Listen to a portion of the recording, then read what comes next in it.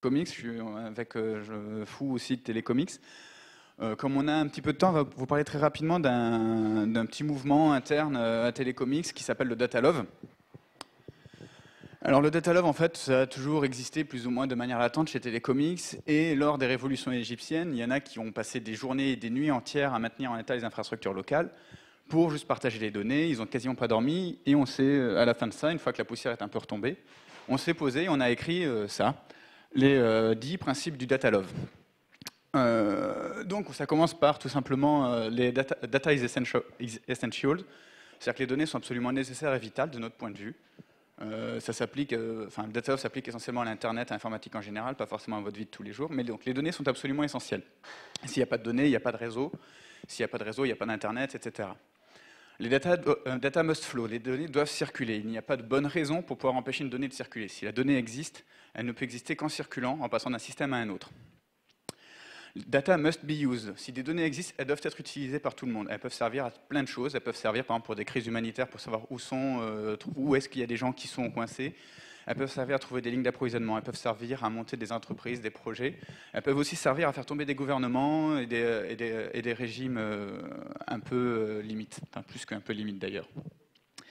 Data is neither good nor bad, c'est-à-dire que les données sont neutres par essence. Il n'y a pas de bonnes ou de mauvaises données, il y a de bonnes ou de mauvaises utilisations des données, mais il n'y a pas de mauvaises données. Le fait que je géolocalise ma position, que je dise que je suis à tel endroit, en soi, c'est une donnée qui est neutre. La façon dont ça va être utilisé soit en bien, c'est-à-dire que des gens pourront me retrouver physiquement, soit en mal, d'autres personnes peuvent savoir où je suis et vouloir me mettre en prison, ce genre de choses. Ça arrive au principe suivant, there is no illegal data, donc il n'y a pas de données illégales. C'est-à-dire qu'on part du principe qu'une donnée, c'est jamais qu'un nombre, et un nombre, jusqu'à preuve du contraire, n'a encore jamais tué qui que ce soit. Donc après, il y a des lois qui essaient de restreindre les datas, je ne vous parlerai pas d'Adopi, de ce genre de choses-là. Data is free, donc les données sont libres et gratuites. Le free marche pour les deux sens, donc si elles sont là, allez-y, servez-vous, prenez-les. Un serveur, des données qui traînent, prenez-les, faites-les circuler, faites-vous plaisir. Data cannot be owned, c'est-à-dire que vous ne pouvez pas posséder des données, vous ne pouvez pas dire ça c'est mes données. Les données que vous trouvez, les données qui circulent, ça appartiennent à personne et donc de fait doivent être accessibles à tout le monde. Si vous arrivez sur un serveur où des gens font de la rétention de données, récupérez les données, sortez-les, diffusez-les au plus grand nombre possible. Il n'y a pas de raison de vendre de données, il n'y a pas de raison d'en garder une partie pour une exclusivité quelconque, diffusez au plus possible. No man, machine or system shall interrupt the flow of data. Donc rien ne doit interrompre la donnée. Il ne doit rien y avoir entre un endroit où il y a une donnée et un endroit où la donnée veut aller. Comme la donnée veut aller partout, il n'y a aucune raison valable de bloquer le flux de données d'une manière quelconque, que ce soit par de la censure, que ce soit par du DPI, que ce soit par de la priorisation en faisant payer plus ou moins cher. Il n'y a aucune raison valable d'interrompre ce flot de données. Et enfin, le dernier, locking data is a crime against datanity. Donc la datanity, c'est un peu comme la humanity, voilà, c'est l'intégrité de la donnée. Et donc tous ceux qui verrouillent des données en les mettant soit sous DRM, soit en les enfermant à l'abri des regards indiscrets, soit en se les gardant pour eux pour plus tard, commettent un crime contre la datanité. Alors en fait, ces principes définissent pour nous une approche un peu particulière de la neutralité du net, puisque de fait, si on applique tous ces principes-là, le net est neutre de fait, puisque toutes les données circulent partout. Ça a posé beaucoup de problèmes, beaucoup de discussions, il y a beaucoup d'encre qui a été coulée, il y a des gens qui sont morts sur Internet à débattre de ça, de savoir est-ce que c'est un principe d'atteinte à la vie privée des gens, parce qu'après tout, tout le monde ici génère des données. Où qu'on aille, hein, mon téléphone GSM, là, il est en train de dire à Orange ou à Bouygues ou à SFR que je suis à la cantine en ce moment, donc aussi elle a décrit indirectement à tous nos amis. Donc, est-ce que ce ne serait pas une sorte de dictature de la transparence et autres, comme ça a souvent été sorti Pour nous, le principe, c'est que la donnée n'est pas forcément de l'information. La donnée, c'est un paquet qui contient parfois l'information, mais l'information peut être là sous forme chiffrée, donc circuler librement, sans que personne ne puisse la lire. Donc voilà, pour nous, c'est pour Télécomics du moins, enfin pour une grande partie de Télécomics, hein, je ne vais pas dire tout le monde parce qu'il y a toujours plein de gens bizarres, dont moi, qui traînons par là-bas. C'est les principes qu'on essaie d'appliquer partout. C'est pas pour ça qu'on va faire un raid sur un serveur ou autre, mais si jamais on voit des données, si jamais on voit que, par exemple en Libye, en Syrie, en Égypte, des gens interrompent le flot de données, nous on va venir se mettre en place des moyens de contournement, aider les populations locales ou les autorités ou les ONG sur place à communiquer, à pouvoir faire circuler leurs données sans se poser la question de savoir si oui, est-ce que cette donnée elle est bien ou pas. Non, on s'en fout, c'est de la donnée, on la fait circuler. Voilà pour les grandes lignes, donc les 10 principes du data love. On a monté un petit site qui s'appelle le share.datalove.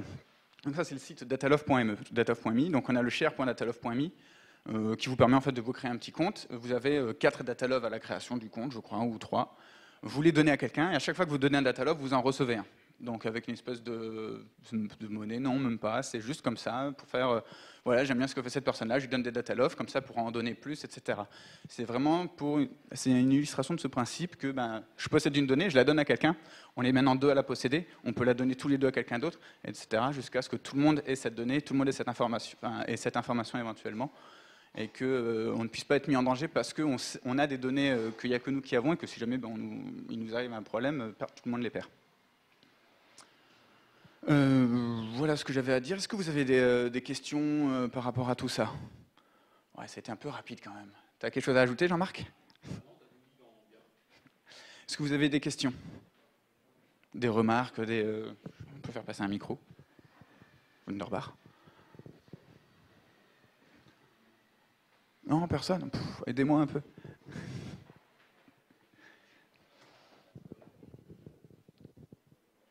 En bas, dessous, tu as un petit interrupteur.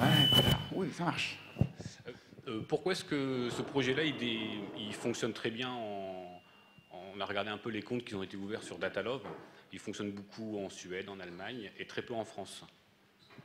Je pense qu'en France, c'est parce qu'on a un petit problème avec les données de la vie privée, avec tout ce qui concerne notre vie privée.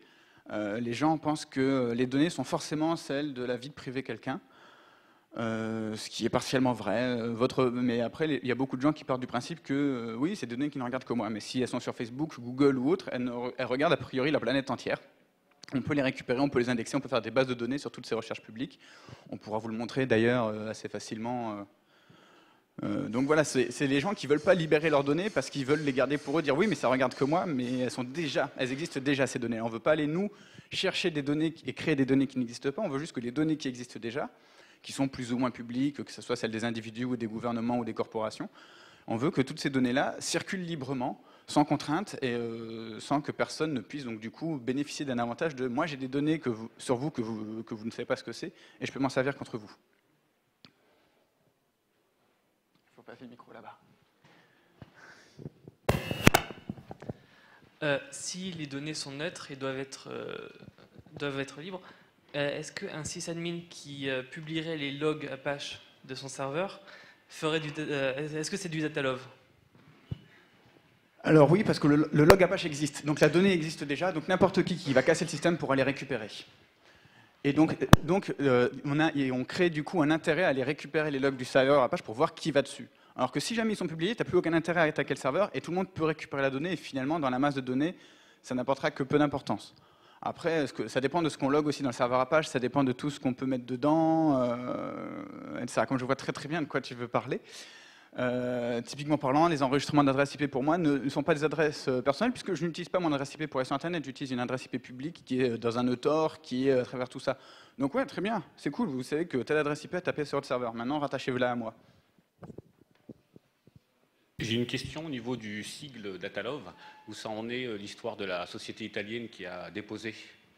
Alors il faut savoir voilà, qu'effectivement ce petit signe là, Chevron 3 qui fait un petit cœur numérique, etc., est une marque déposée pour les bijoux et les habits par une société italienne. Donc nous n'avons pas pu faire de t-shirt pour le moment parce que la société qui voulait nous imprimer a fait oui, il y a une violation de copyright.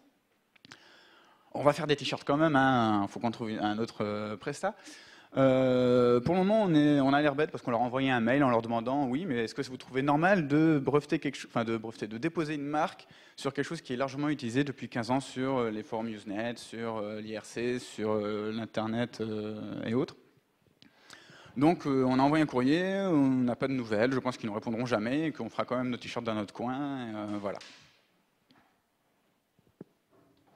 Qu'est-ce qui...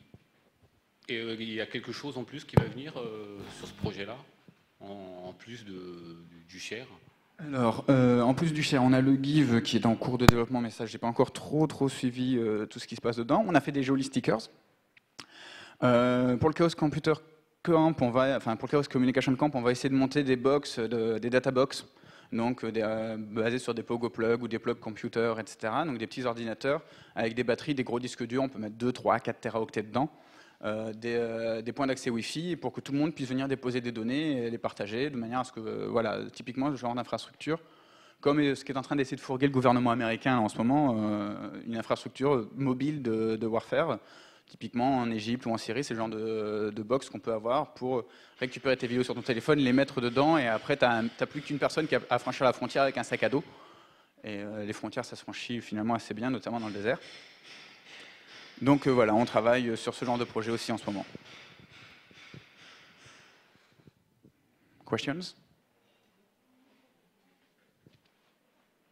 Est-ce que j'ai rempli mon contrat? 11h50. C'est à quelle heure la prochaine conf?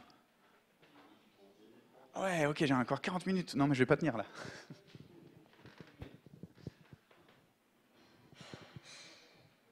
Oui, John Doole.